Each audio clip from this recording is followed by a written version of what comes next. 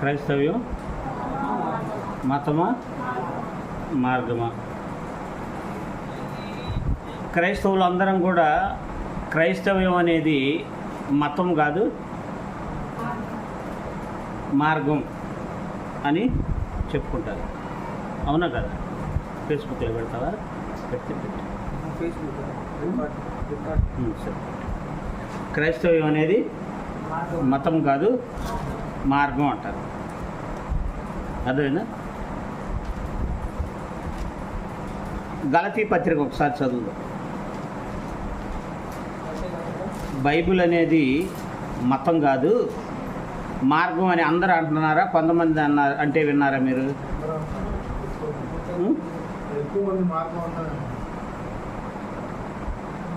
ఎక్కువ మంది, తక్కువ మంది యారెన్లా అంటే ఉండి ఉన్నారేమో కానీ. అయితే క్రైస్తవ్యం మతమే. క్రైస్తవ్యం విడ్డూరంగా మాట్లాడే కదా. క్రైస్తవ్యం మతమే.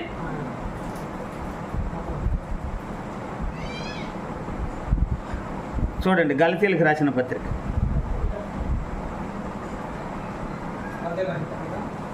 1వ అధ్యాయం 23వ వచనం. మునుపు ఎవరు? పౌలు గారు ఆయన గురించి మాట్లాడుతున్నారు. మునుపు మనలను హింస పెట్టినవాడు తాను పూర్వమందు పాడు చేయుచు వచ్చిన మతమును, మతం అన్న దగ్గర 4 వేసింది. అది మతం అంటే ఏంటి? విశ్వాసం. బైబిల్ మతం కాదన్నావు అనుకో, ఏం కాదని అర్థం? విశ్వాసం కాదని అర్థం. అవునా కాదా? మతం అనగానే మనం భౌతికంగా చూసే దృష్టితో చూస్తున్నాం. మతం అంటే ఏంటో కాదు, విశ్వాసం. అరే మీ మతం మీది, మా మతం మాది. మాట్లాడేటప్పుడు కూడా అరే వాడి మతమే వాడిదిరా అంటే ఏంటి? వాడి నమ్మకమే వాడిదిరా, వాడి విశ్వాసమే వాడిది. వాడు అనుకున్నదే జరగాలంటాడు. వాడు అనుకున్నదే ఎందుకు జరగాలనుకుంటున్నాడు? అది వాడి నమ్మకం లేదా అది విశ్వాసం. అర్థమైందా? కాబట్టి మతం అంటే ఏంటది? విశ్వాసం. ఇప్పుడు బైబిల్ మతం కాదు, మార్గం అన్నాం అనుకో, విశ్వాసం కాదు, మార్గం అని అర్థం. అసలు విశ్వాసంలో నుండి కదా మార్గంలోకి వెళ్ళేది. మీకు అర్థమైందా? అంటే మార్గంలోకి వెళ్ళాలంటే ముందు ఏముండాలి? ముందు విశ్వాసం ఉండాలి, నమ్మకం ఉండాలి. ఎగ్జాంపుల్ ఒక మాట చెప్తా చూడండి. మనం ఏదైనా ఊరు వెళ్తున్నాం, ఒక మనిషి అడ్రస్ చెప్పాడు, అటు తిరిగి ఇటు వెళ్ళి అంటున్నాడు. అతను చెప్పింది నమ్మి వెళ్తున్నావా? నమ్మి ఆ మార్గంలోకి వెళ్తున్నావా? మార్గం అంటే దారి. పలానా ఊరు వెళ్ళాలి, ఎటు వెళ్ళాలయా? ఇదిగో స్ట్రైట్గా వెళ్ళి అక్కడికి వెళ్ళి అక్కడ 4 రోడ్లు వస్తాయి, లెఫ్ట్కి తిరుగు అన్నాడు. అంటే ఆ మార్గంలోకి వెళ్తున్నామంటే వెళ్ళటానికి ముందు మనలో ఏముండాలి? నమ్మకం ఉండాలి. చెప్పిన ఆయన మీద నమ్మకం ఉండాలి. అంటే మార్గంలోకి వెళ్ళాలంటే ముందు ఏముండాలి? లేదు, ముందు మార్గం ఉండి తర్వాత నమ్మకం ఉండాలనా? అంతే కదా. ఒక మనిషి అడ్రస్ చెప్పినప్పుడు అది విశ్వాసం.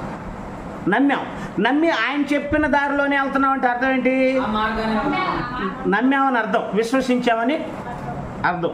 ఇప్పుడు బైబిల్ మతమా మార్గం అంటే మతం కాదు, మార్గం అంటున్నది. అంటే విశ్వాసం కాదు, మార్గం అంటున్నది. మీకు అర్థమైందా? అందుకని బైబిల్ ఎప్పుడు కూడా మన ఆలోచనల ప్రకారం ఉండదు. అవునా? ఒకసారి చదువు.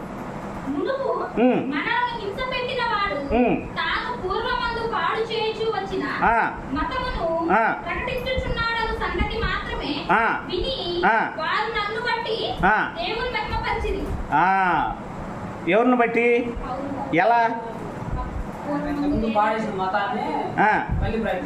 ఈయన పాడు చేసిన మతం ఏంటి?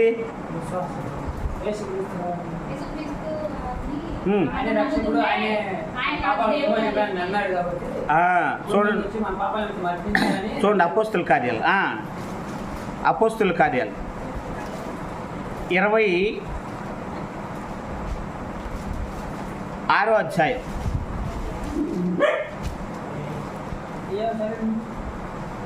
26 ఇక్కడ పౌలు గారి మీద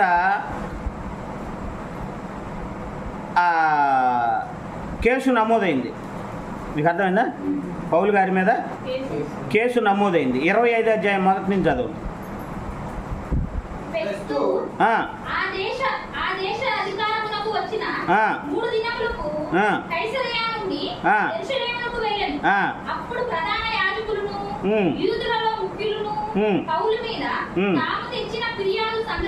అతనికి తెలియజేసిరి.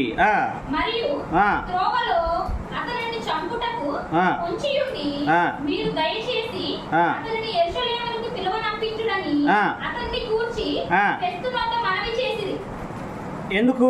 అతన్ని చంపాలని.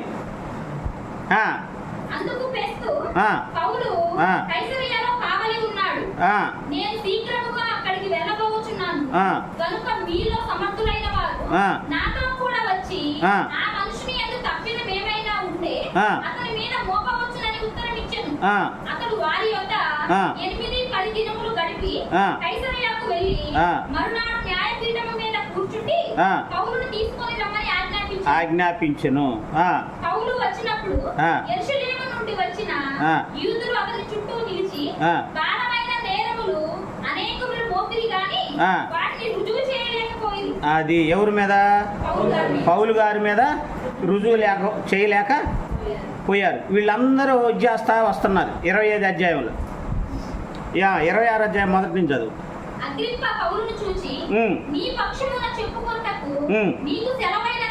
అదిగో ఇంకా ఇదిగో వీళ్ళందరూ నీ మీద ఇన్ని నేరాలు మోపారు, మరి నువ్వేదైనా చెప్పుకుంటావా నీ గురించి అని అడిగారు. అంటే పౌలు గారి మీద ఆల్రెడీ ఏముంది వీళ్ళకి? గలతీ పత్రికలో చూసాం కదా, వీడు వేరే విశ్వాసాన్ని, అంటే క్రైస్తవుల యొక్క విశ్వాసాన్ని ఏం చేశాడు? పాడు చేశాడని చెప్తున్నారు కదా ఇంత గలతీ పత్రిక. అర్థమైందా? అది మనసులో పెట్టుకొని చదవండి. అగ్రిప్ప పౌలును చూసి నీ పక్షమున చెప్పుకొనుటకు నీకు సెలవైనదని. అప్పుడు పౌలు చేయి చాచి ఇలాగు సమాధానం చెప్పసాగిను. అగ్రిప్ప రాజా, తమరు యూదులలో ఉండు సమస్తమైన ఆచారములను వివాదములను విశేషముగా ఎరిగిన వారు గనుక, అంటే యూదుల గురించి మీకు బాగా తెలుసు గనక, యూదులు నా మీద మోపిన నేరములన్నిటిని గురించి నేడు తమరి ఎదుట సమాధానము చెప్పుకొనబోతున్నందుకు నేను ధన్యుడినని అనుకొనుచున్నాను. ఎందుకని ధన్యుడు అనుకుంటున్నాడు? ఆయనకే చెప్పడానికి ధన్యుడని ఎందుకు అనుకుంటున్నాడు అంటే, యూదుల గురించి అగ్రిప్పరాజుకి తెలుసు కాబట్టి. ఇప్పుడు తెలిసిన వాళ్ళతో మాట్లాడితే ఒక ఇది ఉంటుంది, కానీ తెలియని వాళ్ళతో మాట్లాడితే ఇది కాదు. అందుకని పౌలు గారు తన గురించి చెప్పుకోవడానికి ఏం చేస్తున్నాడు తెలుసా? అగ్రిప్పరాజుని ఏం చేస్తున్నాడు? ప్రిపేర్ చేస్తున్నాడు. ఏమని? ముందు వీళ్ళు ఎలాంటి వాళ్ళు చూడు, వీళ్ళ గురించి నీకు తెలుసని నేను నీకు చెబుతున్నాను. అంటే నేను చెప్పబోయేదాన్ని నువ్వు అనాలోచనగా ఆలోచించొద్దు అని ఇండైరెక్ట్గా ఏం చేస్తున్నాడు? ఇప్పుడు ఒక సమస్య వచ్చింది, ఏం చేస్తాను? నేను చెప్పబోయేది నువ్వు జాగ్రత్తగా విను అంటాం. అంటే ఏంటి? జాగ్రత్త చేస్తాను. అలాగే పౌలు గారు కూడా అగ్రిప్ప రాజాకి చెప్పబోతున్నాడు. అంటే అగ్రిప్ప రాజాకి ఏం చెబుతున్నాడు? బ్రెయిన్ వాష్ చేస్తున్నాడు. ఏమని? నువ్వు యూదులు ఎలాంటి వాళ్ళు ముందు తెలుసుకో, నీకు తెలుసు కాబట్టి నేను నీకు చెబుతున్నా అంటున్నాడు. అంటే అగ్రిప్ప రాజుకి ఏమైనట్టు? మానసికంగా ప్రిపేర్ చేశాడా లేదా? అబ్బో, యూదుల గురించి నాకు తెలుసు అన్నాడు అంటే నేను అనాలోచనగా మాట్లాడకూడదు అన్నమాట. ఇక్కడ తెలివి గలవాడికి ఉండే లక్షణం మీకు అర్థమైందా? తెలివి కలిగిన వాడికి ఉండే లక్షణం. ఇప్పుడు నేను మాట్లాడబోతున్నా, నీకు ఈ విషయం చెప్పబోతున్నా, జాగ్రత్త. అంటే ఏంది? నువ్వు తెలివిగా ఆలోచిస్తే నీకు విలువ ఉంటుంది. నేను చెప్పిన దానికి నువ్వు సరైన ఇది కాకపోతే అబ్బే నీకెందుకు చెప్పానా అనిపిస్తా ఉంటుంది. మీకు అర్థమవుతుందా నేను చెప్తుంది? అప్పుడు ఎన్నో వచ్చిన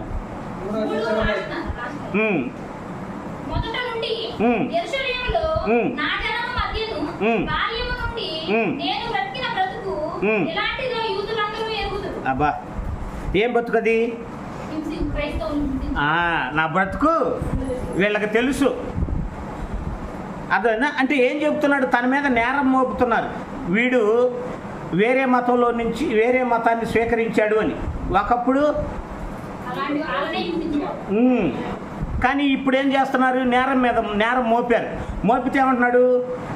రాజా, నేను ఎలాంటి వాడినో నీకు తెలుసు. ఒకప్పుడు ఈ మతాన్ని నేనేం చేశాను? చదవండి 3. యూదులు నా మీద మోపిన నేరములన్నిటిని గూర్చి నేడు తమరి ఎదుట సమాధానము చెప్పుకొనబోచున్నందున నేను ధన్యుడనని అనుకొనుచున్నాను. తాలిమితో అంటే ఏంటి తెలుసా? సహనముతో, ఓపికతో. తాలిమితో అంటే ఓపికతో నా మనవి వినవలెనని వేడుకొనుచున్నాను. మొదటి నుండి యెరూషలేములో నా జనము మధ్యను బాల్యము నుండి నేను బ్రతికిన బ్రతుకు ఎలాంటిదో ధర్మశాస్త్ర విషయంలో నిందలేనివాడు పౌలు గారు. పౌలు గారు ఎలాంటి వాడు? ధర్మశాస్త్ర విషయంలో నిందలేనివాడు. అంటే ధర్మశాస్త్రాన్ని పాటించే విషయంలో మోషేగా పౌలు గారి కంటే మనగాళ్ళేడు అని చెప్తే ఏమంటున్నాడు? బాల్యము నుండి నేను బ్రతికిన బ్రతుకు ఎలాంటిదో యూదులందరూ ఎరుగుదురు. వారు మొదట నుండి నిన్ను ఎరిగిన వారు గనక సాక్ష్యమిచ్చుటకు వారికి ఇష్టమైతే నేను మన మతములోని బహునిష్ట గల తెగను. మన మతములోని మతం అన్నకాడ ఏం పెడతారు ఇప్పుడు? అంతే, ధర్మశాస్త్ర విశ్వాసం, క్రీస్తునందు విశ్వాసం, అంతే. మతం అంటే ఏందో ఇప్పుడు బైబిల్ మతమా మార్గమా? మతమే. మతం అంటే ఏంటి? విశ్వాసమే. మతం కాదన్నామంటే బైబిల్ విశ్వాస సంబంధమైంది కాదని అర్థం. బైబిల్ మతం కాదంటే ఏం కాదు? విశ్వాసం కాదని అర్థం. అందుకే అజ్ఞానంగా ఏది కూడా ఎవరో పెద్ద పెద్దోళ్ళు వాడిన పదాలు బాగున్నాయని మనం వాడకూడదు. మీకు అర్థమైందా?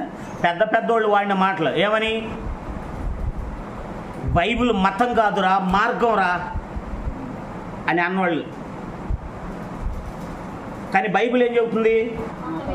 మతమే అని చెబుతుంది. మతం అంటే అదేమన్నా భూతా, లేకపోతే అదేమన్నా తప్పుడు పదమా? మతం అంటే పర్యాయ పదం, విశ్వాసం అని అర్థం.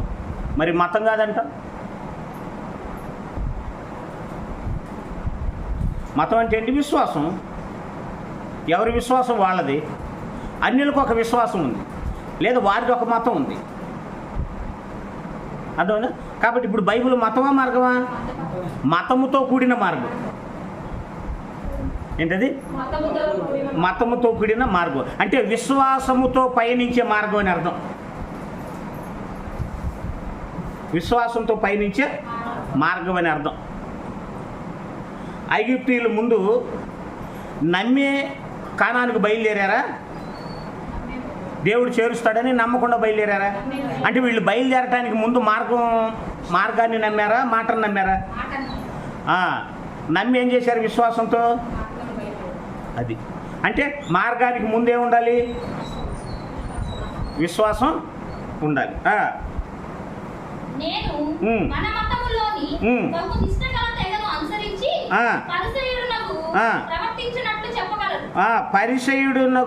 పరిసయ్యుడనుగా ప్రవర్తించినట్లు చెప్పగలరు. ఇప్పుడైతే దేవుడు మన పితరులకు చేసిన వాగ్దానము విషయమైన నిరీక్షణను గురించి నేను విమర్శించబడుటకు దేనిని గురించి? ఇప్పుడైతే దేని గురించి విమర్శించబడటానికి ఏం చేశాడంట?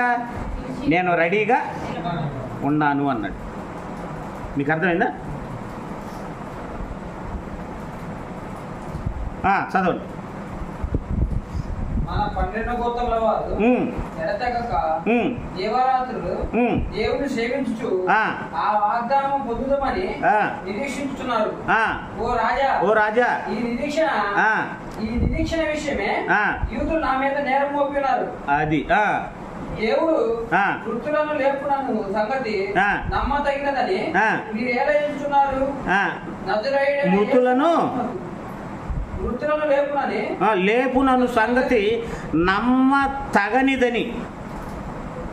నమ్మతగనిదని మీరేలా ఎంచుతున్నారు అంటే ఏమన్నాడు తెలుసా?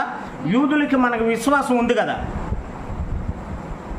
మన విశ్వాసమే కదా, అది బయట విశ్వాసం కాదు కదా. అదే విశ్వాసాన్ని కదా నేను ప్రకటిస్తుంది. మృతుల పునరుద్ధానం ఉంది అని నేను ప్రకటిస్తున్నాను కదా, అది మీరు నమ్మేదే, నేను నమ్మేదే కదా. ఇప్పుడు నేరం ఏంటి నా మీద? మీకు అర్థమైందా? ధర్మశాస్త్రాన్ని నమ్మితే మృతుల పునరుద్ధానం ఉందని ఒప్పుకోవాలి. మీరు నమ్మిన దాన్నే నేను ప్రకటిస్తున్నప్పుడు నా మీద నేరం ఎందుకు మోపుతున్నారు? మీకు అర్థమైందా? నా మీద నేరం ఎందుకు మోపుతున్నారు? ఇది వేరే మతం అని మీరు ఎందుకు అంటున్నారు? అంతే కదా, వేరే మతం అని ప్రకటిస్తున్నాడు అన్నాడు కదా ఇందాక గలతీ పత్రిక. ఏ మతాన్ని అంట? వేరే మతాన్ని. అందుకే 25వ అధ్యాయం పక్క అధ్యాయం 18 నుండి చదవండి. 18-19. నేరము మోపిన వారు నిలిచినప్పుడు నేను అనుకునిన నేరములో ఒకటి అయినను అతని మీద మోపిన వారు కాదు. అయితే తమ మతమును గూర్చి, మతం అన్నకాడ ఏం పెట్టుకుంటారు? అయితే తమ విశ్వాసమును గూర్చి చనిపోయిన యేసు అను ఒకరి గూర్చి ఇతనితో వారికి కొన్ని వివాదములు ఉన్నట్లు కనబడేది. దేన్ని గూర్చి వివాదాలు? మతమును గూర్చి. అంటే విశ్వాసాన్ని గూర్చి ఏముంది? వివాదం ఉంది. అంటే విశ్వాసం తప్ప, మతం అనేది తప్ప? నీదే విశ్వాసం? ధర్మశాస్త్రం కింద ఉన్న విశ్వాసమా, క్రీస్తునందున్న విశ్వాసమా? ఆ విశ్వాసాల విషయాల్లో పౌలు గారి మీద ఏం చేశారు? నేరం మోపారు. అవునా కదా? చూడండి, మళ్ళీ గలతీ పత్రిక కింద చదివింది, చదవండి.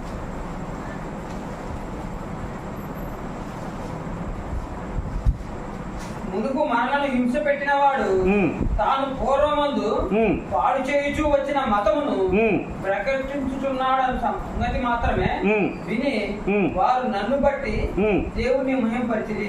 అది దేన్ని బట్టి? నేను ప్రకటించే మతాన్ని బట్టి ఏం అయ్యారు వాళ్ళు? దేవుణ్ణి మహింపరిచారు. ఇదే పక్కనే 5వ అధ్యాయం మొదటి అధ్యాయంలోనే 14 చదవండి. నా పితరుల పారంపర్యాచారమందు విశేషాసక్తి గలవాడై చూడండి ఎంత బాగుందో, జాగ్రత్తగా ముగించుకో. నా పితరుల పారంపర్యాచారమందు విశేషాసక్తి గలవాడై నా స్వజాతీయులలో. ఎవరు వాళ్ళు? ఆయన స్వజాతీయులు యూదులు. నా స్వజాతీయులలో నా సమాన వయస్కులైన అనేకుల కంటే ఆధిక్యత నొంది తినని నా నడవడిని గురించి మీరు విన్నారు. ఆధిక్యత ఏ విషయంలో? ధర్మశాస్త్ర విషయంలో. అంటే ధర్మశాస్త్రమునందు విశ్వాస విషయంలో నేనేం పొందా? ఆధిక్యత పొందా అన్నాడు. అంతే. ఏమన్నాడు? యూదుల మతములో అని ఉందా లేదా? సమాన వయస్కులైన అనేకుల కంటే యూదుల మతములో ఆధిక్యత నొంది తినని నా నడవడిని గూర్చి అది మీరు విన్నారు రాజా, మీరు విన్నారు. అంటే నేను ఎలాంటి వాడినో యూదు ధర్మశాస్త్రం కింద ఉన్నప్పుడు ఆ మతాన్ని ప్రకటించడానికి అందరూ ఏం చేశారు? ఇప్పుడు నా మీద నేరం మోపిన వాళ్ళందరూ ఒకప్పుడు ఏమన్నారు? వాళ్ళందరికంటే నేను ఆధిక్యత పొందినవాడిని యోధా మతాన్ని ప్రకటించే విషయంలో. ఇప్పుడు ఆ మతం కాదు, మృతుల పునరుద్ధానం ఉంది అని క్రీస్తునందు విశ్వాసంతో, లేదా క్రీస్తునందు ఉన్న మతం ఈ విశ్వాసంతో నేను క్రీస్తును ప్రకటిస్తుంటే నా మీద నేరం మోపుతున్నారు. ఎంతకు మీరు ధర్మశాస్త్రాన్ని నమ్మినట్ట నమ్మనట్ట? లింక్ ఎట్ట కలిపాడు? అనవసరం అనుకొని ఉంటారు, అబ్బా అగ్రిప్ప రాజా వీడిని అనవసరంగా నేను నీ వాదన ఏందో చెప్పమన్నాను. వాదన చెప్పేసరికి ఏమైంది వాళ్ళకి? ఏమైంది?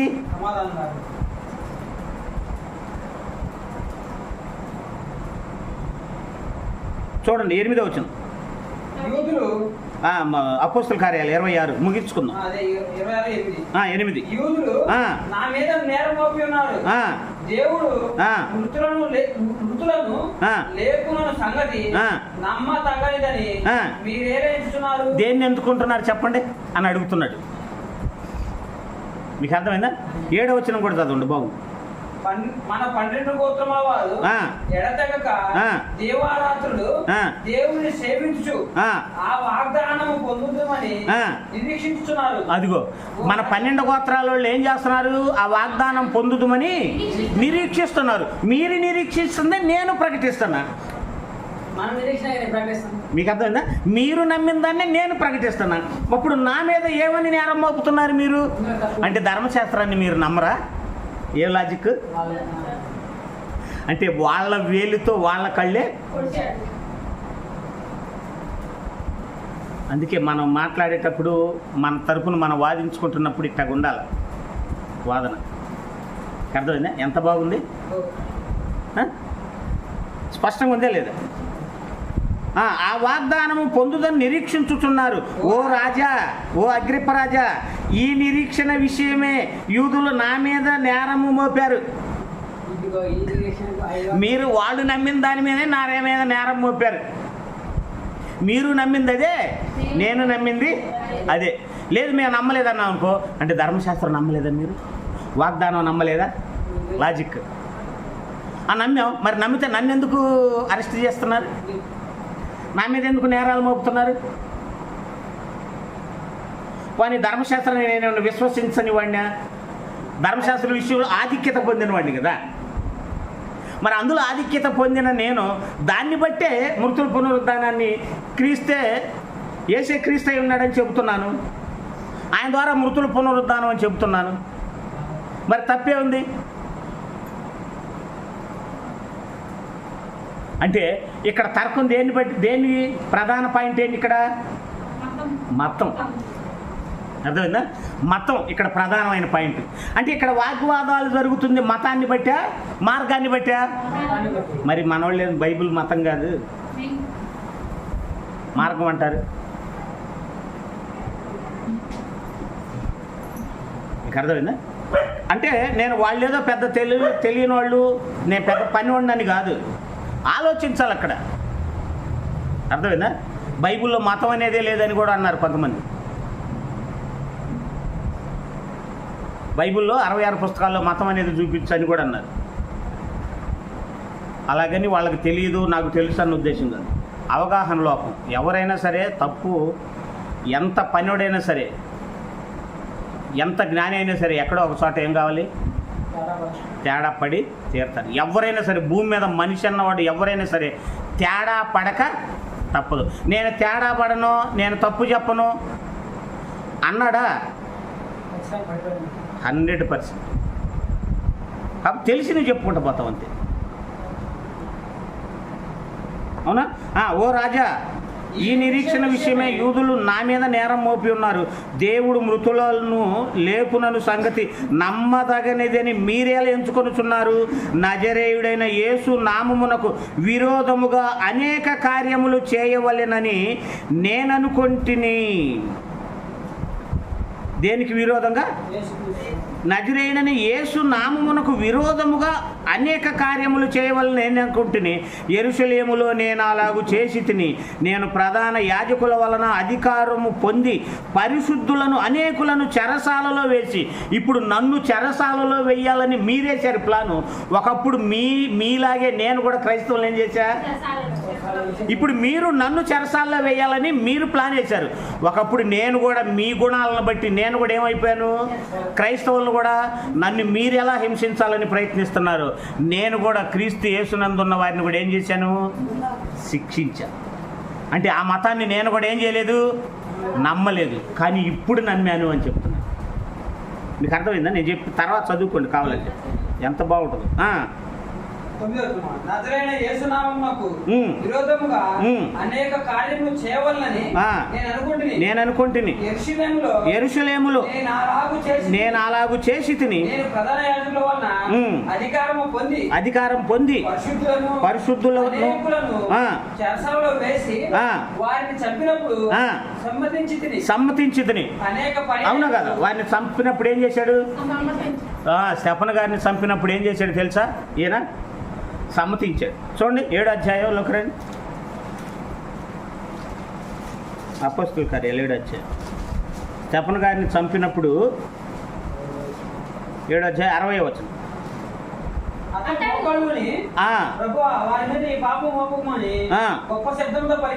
స్టెఫను గారు ఈ మాట పలికి నిద్రించెను, చనిపోయాడు. సౌలు అతని చావునకు సమ్మతించెను. అదిగో అమ్మయ్య చచ్చిపోయాడు అమ్మయ్య అనుకున్నాడు. ఇప్పుడు నేను చచ్చిపోతే మీరు ఎలాగ అమ్మయ్య ఈ పౌలు చచ్చాడయ్యా అని మీరు ఎలాగ అనుకుంటున్నారో మీకు అర్థమైందా? అంటే యూదుల్ని పౌలు గారిలో చూసుకున్నాడు. ఒకప్పుడు నేను కూడా మీలాగే అన్నట్టుగా. అవును కదా? అంటే ఒకప్పుడు ధర్మశాస్త్రం అనే మతంలో ఉండి క్రీస్తు యేసునందున్న మతంలో వాళ్ళని ఏం చేశా, చంపితే సమ్మతించారు. అమ్మయ్య చచ్చాడయ్యా ఈడు అనుకున్నా. ఎందుకని? ఇప్పుడు నేను చేస్తే మీరు కూడా అదే అంటారు. మీరు నా చావు నేను చనిపోవాలని మీరు ఎలాగనుకుంటున్నారో ఒకప్పుడు మీలాగే స్టెఫను కూడా చచ్చిపోతే సమ్మతించానని చెబుతున్నాడా లేదా? ఇక్కడ 10వ వచనంలోనా?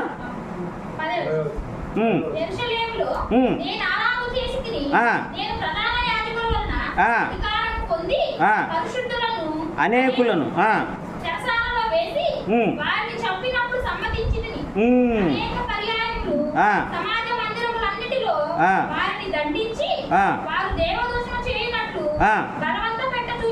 అదిగో అంటే దేవదూషణ చేసే విధంగా ప్రేరేపించాడంట. దేవుణ్ణి తిడితే ఏదో ఒక రకంగా వీళ్ళ మీద నేరం మోపకపోయినా ఇప్పుడు మీరు నా మీద ఏ తప్పు లేకపోయినా మీరు ఎలా నేరం మోపాలని చూస్తున్నారో ఒకప్పుడు నేను కూడా క్రీస్తునందున్న వారిని,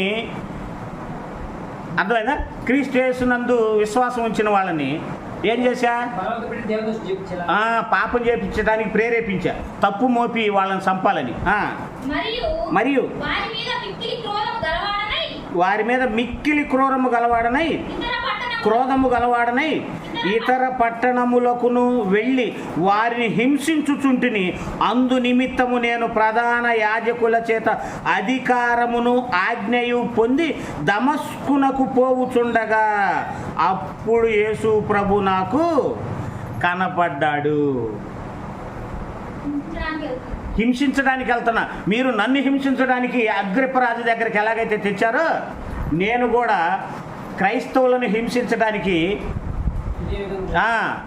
ఈ యూదుల దగ్గర నుంచి పర్మిషన్ తీసుకొని పెద్దల దగ్గర నుంచి చంపడానికి బయలుదేరాను. అంటే ఇదంతా దేని మూలం? మతం అంటే విశ్వాసం. అర్థమా కదా? అంటే పౌలు గారు ఇదంతా చేసింది పౌలు గారికి, అగ్రిప్ప గారికి, యూదులకి, వీళ్ళ ముగ్గురు మధ్యలో ఉన్న ఆ సందర్భం ఏంటి? మతం అంటే విశ్వాసం. ధర్మశాస్త్రం క్రితం ఉన్న విశ్వాసం, క్రీస్తునందు ఉన్న విశ్వాసం. ఈ విశ్వాసానికి, ఈ మతానికి సంబంధించిన వాగ్వివాదం ఇక్కడ జరిగింది. మార్గానికి సంబంధించి జరిగిందా, మతానికి సంబంధించి జరిగిందా? ఇప్పుడు బైబిల్ మతమా మార్గమా? అది మతంతో కూడిన మార్గం. అంతే ఉందా? లేకనే ఇంకా ఉంది, ఇంకా చెప్పుకుంటే బోల్డ్ ఉంది సందర్భం. ఓకేనా? కాబట్టి బైబిల్ అనేది మతంతో కూడిన మార్గమే కానీ మతం కాదు. మార్గం అంటే మాత్రం అది చాలా తప్పు, బైబిల్కి వ్యతిరేకం.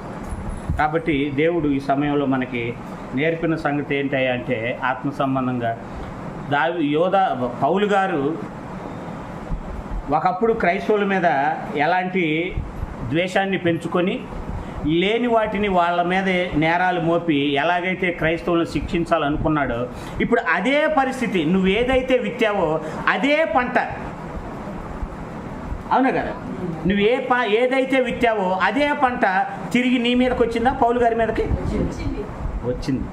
అందుకే ఏం విత్తుదో ఆ పంటనే వస్తావు. ఈయన కూడా లేనిపోయిన నేరాలు క్రైస్తవుల మీద మోపి వాళ్ళని ఎలాగైతే హింస పెట్టాడో ఈయన మీద కూడా లేనిపోయిన నేరాలు యూదులు మోపి ఈయన కూడా ఏం చేశారు? హింస పెట్టారు. అందుకే ప్రధాన పాపిని నేను, నన్ను చంపండి అయ్యా, నేను అర్హున్నయ్యా అన్నాడు. ఎంత గొప్పవాడండి! ఒకప్పుడు తప్పు చేసినా తెలుసుకున్నాక నేను చావుకు అర్హున్నయ్యా. చంపే ఆయన చావడానికి ఏమయ్యాడు? సిద్ధపడ్డాడు. ఒకప్పుడు అలాగే మనం కూడా లోకంలో ఉన్నప్పుడు లేదా ఇప్పటికి కూడా ఒక మనిషిని మాటల ద్వారా చంపుతాం. అవునా కదా? ఒక మనిషిని ఇండైరెక్ట్గా మాట్లాడి చంపుతాం. మనిషిని చంపాలంటే ఎన్నో రకాలు ఉన్నాయి. ఒక మనిషిని కత్తితో చంపుతాం, ఒక మనిషిని కుళ్ళుతో చంపుతాం, ఒక మనిషిని మత్సరంతో చంపుతాం ఒకప్పుడు. కానీ ఇప్పుడు కూడా చంపేవాళ్ళు ఉన్నారు ప్రభు దగ్గరకు వచ్చి. కానీ అలాగా ఉండకూడదు. ఒకప్పుడు ఒక మనిషిని ఇబ్బంది పెట్టడానికి, హింస పెట్టడానికి ఎలాగైతే నిలబడ్డావో ఇప్పుడు ఎదుటి మనిషి బాగుండటం కోసం నువ్వు హింస పొందటానికి, అవమానం పొందటానికి, నేను అర్హుణ్ణి అర్హురాల్ని అని నిలబడాలి పౌలు గారిలాగా. గతంలో చంపిన ఆయన చంపించుకోవాలని కోరిక కలిగింది. ఎందుకు? నేను చెడ్డోడిని, నాకు ఈ శిక్ష కరెక్ట్ అని. అలాగే ప్రభు దగ్గరకు రాకముందు మనకు ఏ చెడ్డ గుణాలు అయితే ఉన్నాయో, ఎదుటి మనిషిని మాటల ద్వారా హింసించి, ఇండైరెక్ట్గా హింసించి, నిందల ద్వారా హింసించి, కుళ్ళుతో, కపటంతో, కుట్రతో ఎన్నో రకాలుగా ఎదుటి మనిషిని హింసించాం. కానీ ఇప్పుడు కూడా అదే హింస ఉండకూడదు. ఇప్పుడు హింసించబడాలి తప్ప మనం హింసించకూడదు. నీతి నిమిత్తం హింసించబడితేనే మనలో భక్తి ఉన్నట్టే తప్ప ఇంకా ప్రభువు దగ్గరకు వచ్చి కూడా ఇంకా ఎదుటి మనిషిని ఏదో ఒక రకంగా హింసిస్తున్నాము అంటే ఇక మనకి దేవుడికి మనకు సంబంధమే లేదు. వీలైతే ప్రేమిద్దాం, వీళ్ళ వల్ల మనకు ఆపద ఉంది అనుకుంటే దూరంగా ఉందాం, దూరం ఉండి ప్రేమిద్దాం. మీకు అర్థమైందా? అది కాబట్టి పౌలు గారు మొదట ఎలాగైతే యూదుల్ని, క్రైస్తవుల్ని ఇబ్బంది పెట్టి ఆయన సంతోషపడాలనుకున్నాడు అన్యాయంగా, అలాగే పౌలు గారిని కూడా ఇబ్బంది పెట్టి అన్యాయంగా వాళ్ళు సంతోషపడాలనుకున్నారు. కానీ పౌలు గారు రియలైజ్ అయ్యి ఆనాటి నుంచి ఈనాటి వరకు అందరికి కూడా మాదిరయ్యి, నేను క్రీస్తుని పోలి నడుచుకున్న ప్రకారం మీరు నన్ను పోలి నడుచుకోండి అన్నంత గొప్ప మహానుభావుడయ్యాడు. అలాంటి మహానుభావుడి లక్షణాలు మనలో కూడా ఏం కావాలి? నరనరానికి ఇమికిపోవాలి. నరనరానికి ఇమికిపోయినప్పుడే మనలో కోపానికి బదులు ప్రేమ ఉంటుంది, ద్వేషానికి బదులు సహనం ఉంటుంది, మత్సరానికి బదులు ఏముంటుంది? దీర్ఘశాంతం ఉంటుంది. అర్థమైందా? అది ఈ లక్షణాలని, శరీర సంబంధమైన కార్యాలను విడిచిపెట్టి ఆత్మ సంబంధమైన వాటిని ధరించుకొని ఆత్మ సంబంధులుగా ఉండగలిగినప్పుడే మనం దేవుని బిడ్డలు అనిపించుకుంటాం. దేవుడు మన ద్వారా మహింపరచబడతాడు. అలా లేనప్పుడు పౌలు గారి మనం కూడా మనసు కలిగి లేకపోతే ఇక మనం భక్తులు అనిపించుకోవటానికే అర్హత మనకి లేనే లేదు. కాబట్టి ఒకప్పుడు హింసించాం, ఇప్పుడు హింసించబడదాం. ఒకప్పుడు అవమానించాం, ఇప్పుడు అవమానించబడదాం. ఒకప్పుడు మత్సరపడ్డాం, ఇప్పుడు చూద్దాం.